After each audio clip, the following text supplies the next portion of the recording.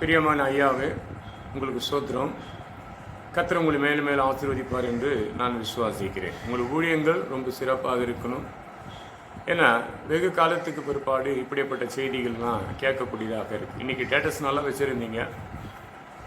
ஏசாயா 46:4 முதிர்ந்த வயதிலையும், அதாவது நரந்த வயதிலும் உன்னை தாங்குவேன் என்ற விஷயத்தை தெளிவாக திட்டமாக ரொம்ப பிடிக்கும் எனக்கு. ஒரு சிலர்லாம் பார்த்தீங்கன்னா இடத்துக்கு ஏற்ற மாதிரி வேத வாசிப்பதும் இல்லை தீர்க்கதரிசனம் சொல்வதை போல் இருப்பாங்க. வேறு சிலர் பார்த்தீங்கன்னா நீ வாங்க என்ன ஜெபம் பண்ணி தரேன், கடவுளுக்காக இதை செய்யுங்க, அப்போ தான் கடவுள் உங்களை ஆசீர்வதிப்பார் என்று சொல்கிறாங்க.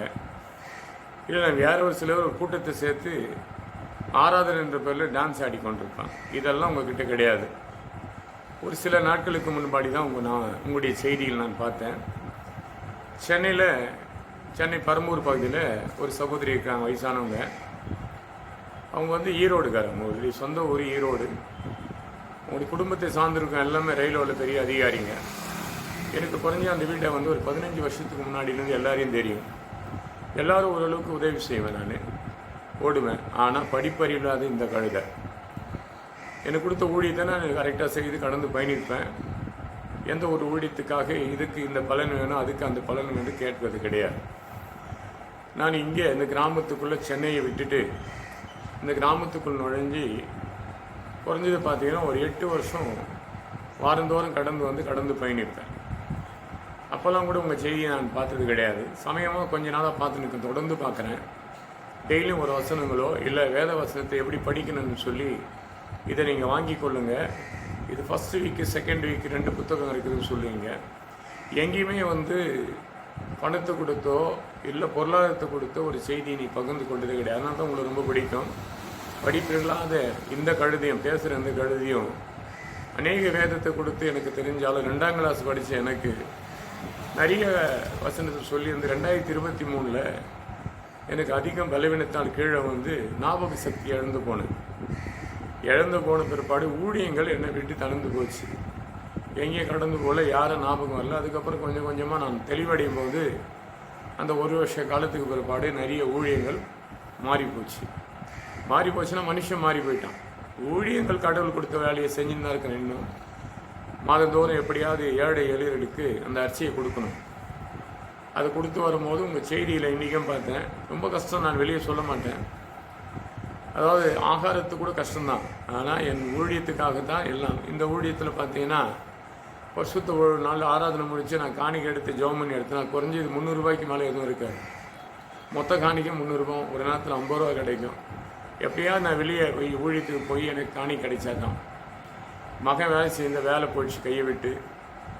2 பேரும் ஆண்டவர் படிக்க வைக்க உதவி செஞ்சார். வேலை கிடைக்காத வைக்கணும், அதுக்காக ஜெபம் பண்ணுங்க. ஒரு ஸ்கூலில் ஒரு குறிப்பாக ஒரு அதிகாரியாக வேலை செஞ்சு வந்தவரை அநியாயத்துக்கு விதைக்க சொன்னாங்க. மகன் அந்த வேலையை விட்டு வந்துட்டார். அதை செய்ய விரும்பலை. ஏன்னா உங்களை மாதிரி ஒரு சிலர் கொடுக்குற செய்திகள் அந்த காலத்தில் பார்த்தீங்கன்னா இயேசு அழைக்கிற ஸ்தாபனத்தினுடைய தலைவர், இன்றைக்கி இருக்கிறவங்க நான் சொல்லவில்லை, இயேசு அழைக்கிற ஸ்தாபனத்தின் தலைவர். இன்னொரு ஐயா, அவரும் ஒரு ஸ்கூல் வாஜார். இன்னொருத்தர் பார்த்தீங்கன்னா இவங்கெல்லாம் நான் சொல்கிற எல்லாம் மறுத்துட்டாங்க. ஒருத்தர் 2 கிட்னியும் ஃபைல் அடிஞ்சு சென்னையில் செய்தி கொடுத்து ரொம்ப சிறப்பாக இருந்தது. இன்னொருத்தர் பார்த்தா ஸ்கூல் வாஜார். இயேசு அழைக்கிற தெரியல, பேங்க்லேருந்து வர்றது. இவங்கெல்லாம் செய்தி கொடுக்கும்போது மனுஷன் இழுக்கக்கூடியதாக இருந்தது. இன்றைக்கி செய்திகள் வேறுங்க.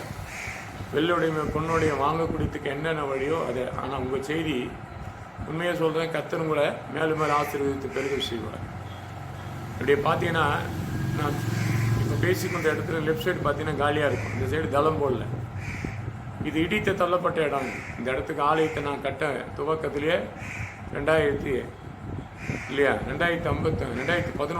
இங்கே வந்தோம். துவக்கின 3 நாள்லேயே இது இடித்து தள்ளிட்டாங்க அந்த கிராமத்தில் சேர்ந்தவங்க. அதுக்கப்புறம் மெல்ல 2017 வரைக்கும் தான் கட்டி முடித்தோம். ஒரு பகுதியை இன்னொரு பகுதியை தளம் போடாத விட்டு ஆலயம் அப்படியே நிற்குது. இதுக்காக கேட்க ஆரம்பிக்கும் போது எல்லாம் நான் கேட்கப்பட்டவங்க அத்தனை ஓரளவுக்கு வசதியானவங்க தான். காணிக்கை கேட்கும் போது அதுக்கான ஒரு பொய்யான வார்த்தைகள், அந்த மறுதளிப்பு பேசுவது, இல்லைன்னா ஃபோன் எடுக்க மாட்டேன். இதுக்கு அப்பால் உங்கள் செய்திகளில் ஒவ்வொரு நாளும் என்னை பார்த்தீங்கன்னா மனசில் ஒரு சந்தோஷத்தை கொடுக்குது. அதை தான் சொல்லுவோம். இந்த சாட்சி சொல்கிறேன். சந்தோஷத்தோடு இன்னைக்கு கூட பார்த்தீங்கன்னா ஏசாயா புத்தகம் 46 அதிகாரம் 4 வசனத்தின்படி முதிர்ந்த வயதிலையும் நருந்து வயதில் என்னை தாங்குவேன்றதுக்காக ஒரு அழகானது. கலங்கி இருக்கக்கூடும் என்ன நடக்கும் என்று அர்த்த செய்தி கொடுக்குறீங்க. சமாதானத்துக்குரிய ஒவ்வொரு நாளும் உங்கள் செய்தியை நான் அழகாக டேட்டஸ் தான் வைப்பீங்க நீங்கள். ஆனால் அது கூட வசனங்கள் வைப்பீங்க. ரொம்ப பிடிக்கும் எனக்கு. படிப்புக்கு தெரியாது 2ஆம் கிளாஸ் படித்த எனக்கு அதை கூட்டி கூட்டி படிப்பேன். ஆனாலும் 66 வாட்டி அந்த 66 புத்தகத்தை பலமுறை நான் படித்து முடிச்சிருக்கிறேன். பலருடைய செய்திகளை கேட்டிருக்கிறேன். அதில் நான் சொன்னேன் இல்லையா 3 பேர் மறித்தாங்க, அதில் ஒரு வாள் நீங்கள் தான். ரொம்ப நாளைக்கு அப்புறம் நல்ல ஒரு செய்தியை கேட்டுக்கொண்டிருக்கிறேன். உங்கள் ஊழியங்கள் வளர்ச்சி அடையட்டும். எங்களுக்காக நீங்கள் ஜெபம் பண்ணீங்க. இப்போ நான் திருத்தணி பகுதியில், திருவள்ளூர் மாவட்டத்தில் திருத்தணி பகுதியில் அக்கூர் கிராமத்தில் நான் ஊழியம் பண்ணி கொண்டு வருகிறேன். இங்கே ஏழைகளுக்கு மாதத்துக்கு 1ஆம் தேதினா வாரமானா சாப்பாடு போட்டிருந்தேன். எப்படியாவது கடந்து போய் எங்கே நான் ஈரோடு வரைக்கும் நான் வந்துட்டு போவேன். இப்போ எங்கேயும் போகிறது 2023க்கு அப்புறம் நான் எங்கேயும் செய்திக்கு போகிறது கிடையாது. இருக்கிற சின்ன காணிக்கை, மகனுக்கு வேலை போயிடுச்சு, மகளுக்கு வேலை கிடைக்கல. இந்த ஊழியத்தில் வந்து சின்ன காணிக்கை மாதத்தோறும் யாராவது இடத்துலேருந்து வாங்கி அதை எடுத்து இந்த 6 பேருக்கு அரிசி கொடுக்க ஆரம்பித்தோம். அப்புறம் 10 பேருக்கு கொடுத்தோம்.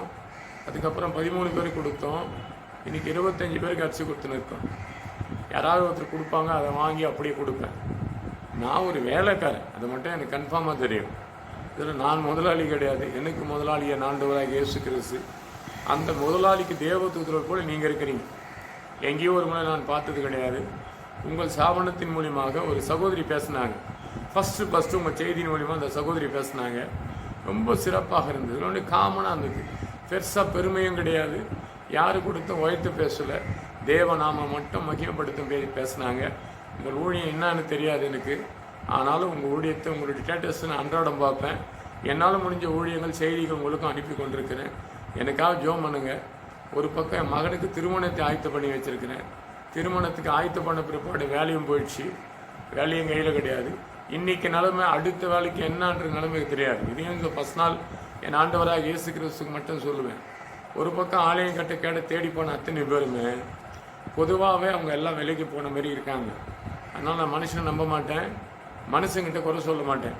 எனக்கு என்னமோ உங்ககிட்ட வந்து சொல்லணும் போல இருக்குது, சொல்கிறேன். உங்களையும் உங்கள் குடும்பத்தையும் கர்த்தர் மேலே மேலே ஆசீர்வதிப்பார். இன்றைக்கி செய்தி நல்லா கொடுத்துருக்கீங்க, இனிமேலும் கொடுக்குங்க. இன்னும் பலர் உங்கள் செய்தியை கேட்கணும். நம்ம ஊழியங்கள் மலரணும். உங்கள் ஊழியன்றதோட நம்ம ஊழியன்னு சொல்கிறது தான் சரியானது.